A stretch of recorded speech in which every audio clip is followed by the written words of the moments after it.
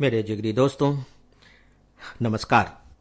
आइए अब इसके मैं दूसरे पक्ष पर आता हूं। देखिए, जब हम अपनी जिंदगी के बारे में सोचते हैं, इस पर विचार करते हैं, इसे देखते हैं, तो मेरे दिमाग में कौन सी बात आती है? मेरे दिमाग में इंडिविजुअल बात आती है।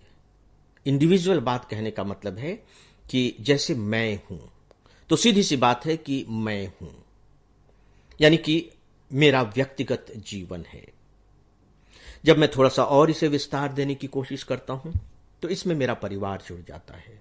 परिवार के सदस्य भी मेरे जीवन के हिस्से हैं। मैं जब इसे थोड़ा सा और विस्तार देता हूं, तो उसमें सगे संबंधी आ जाते हैं, मित्र आ जाते हैं, अपने परिचित लोग आ जाते हैं, मतलब समाज का छोटा सा हिस्सा आ जाता है। और बस यही मेरा अपना जीवन बन जाता है। लेकिन मैं इस विस्तृत पक्ष वाले पर बात नहीं कर रहा हूं, मैं इंडिविजुअल पर बात कर रहा हूं। ऐसा इसलिए क्योंकि जब भी हम अपनी जिंदगी के बारे में सोचते हैं, तो याद रखें, शुरुआत खुद से ही होती है।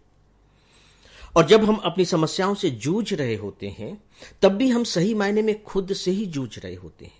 यह बात अलग है कि वो जो समस्या है वो मेरे परिवार की समस्या हो सकती है, मेरे अपने रिश्तेदारों की समस्या हो सकती है, मेरे अपने समाज की समस्या हो सकती है। लेकिन जहां तक जूझने की स्थिति आती है, तो मैं निजी तौर पर ही जूझ रहा होता हूं, जैसे कि ये कोई मेरी अपनी समस्या हो।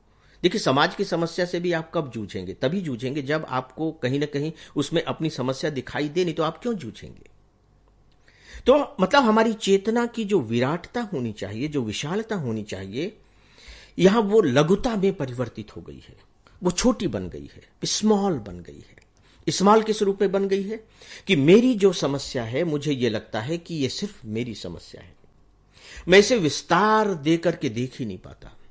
विस्तार देकर देख ही नहीं पाता कहने का मतलब है कि मैं अपनी समस्या को चूंकि बिल्कुल एक छोटे से बिंदु के रूप में देखता हूं, तो मैं उसके जो दूसरे डायमेंशंस हो सकते हैं, यानी कि उसकी परिधि में, उसकी पेरिफेरी में जो दूसरी चीजें हो सकती हैं, जो दूसरी बातें हो सकती हैं, जो दूसरी घटनाएं हो सकती हैं, वे मुझे दिखाई ही नहीं देती।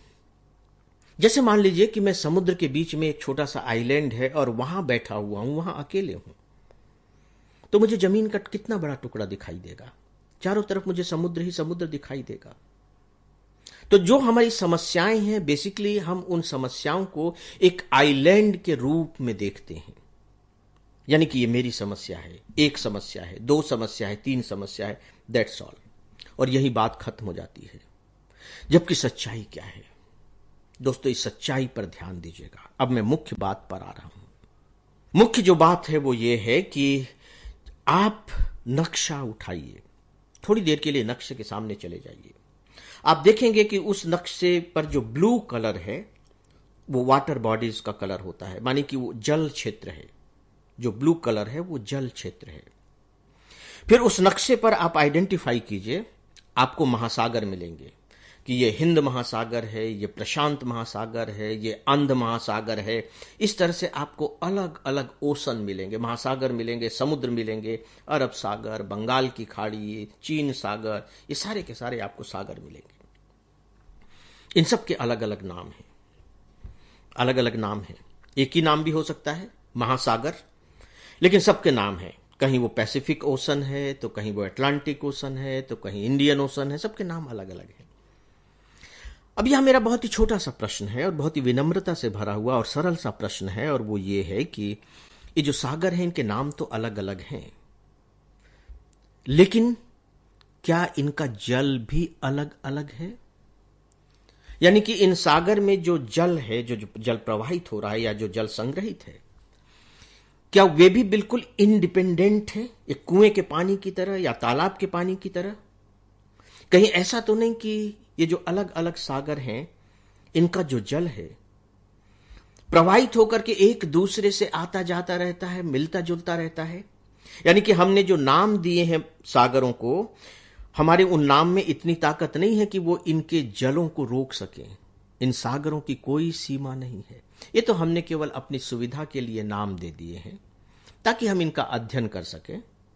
अगर मैं कहूं कि हिंद महासागर, तो आपके दिमाग में आ सके कि अच्छा ये यहां पर होगा। मैं कहूं कि उत्तरी प्रशांत महासागर, तो आपके दिमाग में आ सके कि अच्छा इसकी लोकेशन ये होगी। बस उतना ही तो है। अदरवाइज ये जो महासागर हैं, इंटरकनेक्टेड है, इंटरकनेक्टेड। तो दोस्तों, बस अब इस छोटे से अर्ज के साथ मैं अपनी बात खत्म करना चाहूंगा।